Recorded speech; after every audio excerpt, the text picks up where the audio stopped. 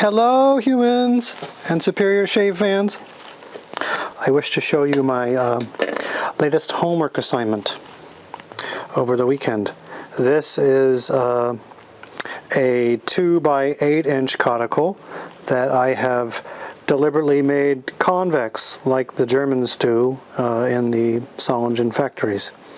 When I went to the Cosmoprof Bologna show last week and met with the people from Dovo, I wanted to learn more about these convex stones and why they're part of the Solingen Guild to do this thing.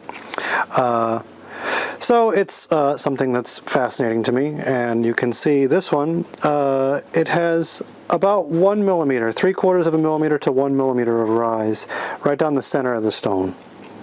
So over the course of 50 millimeters left and right, there's 1 millimeter of up and down. That was about as gentle as I could do it, using a sandpaper piece that was 1 square foot and starting off like this and then making the lapping plate a little bit closer to the off side of the thing. You know, you're just moving like this, like this, like this, and you're getting a rough draft, and then you flip it over and you do the same thing, and then you switch to finer paper and you go like this, and you know, after about 30 minutes to an hour of that, we have this delightful surface that we have here, where it is ever so slightly higher in the center than the edges, and the high point goes right down the center.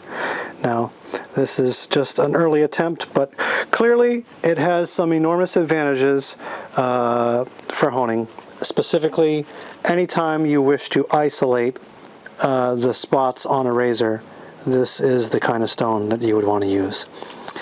This razor in particular, it is got a little tiny bit of a turn down there, a little bit of a frown down at the heel.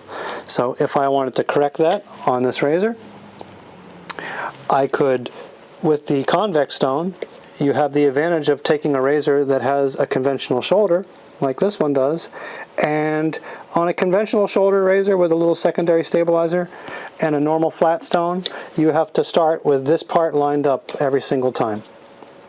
Not so with this thing. With this thing, I could put it over here, and that little thing doesn't raise up and make some a seesaw type of bevel.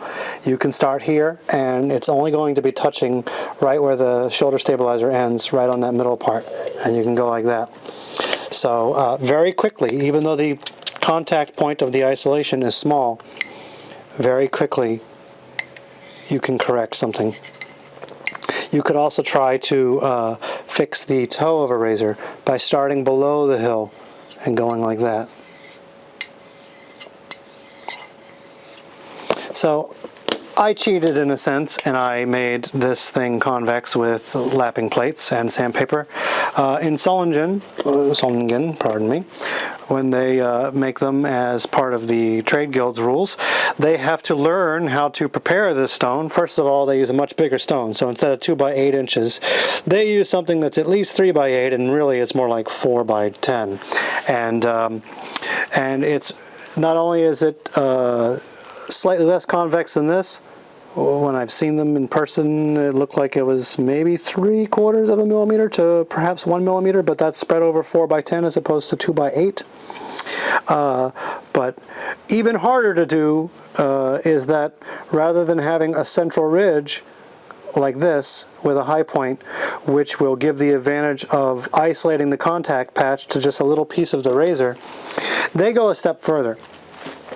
Number one, they don't make it convex from a lapping plate. They make it convex from taking a slurry stone and going on the outsides, and then taking a razor and using a razor to go all around very gradually, starting from the center point.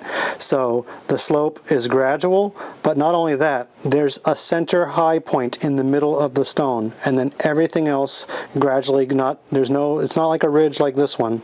It's a high point in the middle like the surface of the moon, and everything is going this way. The advantage to that is what this one that I've made cannot do, and that is that you can make the bevel plane a tiny bit more convex than would otherwise be possible by just keeping it like this, you end up, you know, no matter where you're going on the thing, it's always ever so slightly uphill, and so it's going to be making a bevel that's half a degree or so more acute than would be possible. But I'm proud of how this turned out, and I can't wait to mess with it some more, and I will list it on the website. And I thank you for watching. Bye-bye.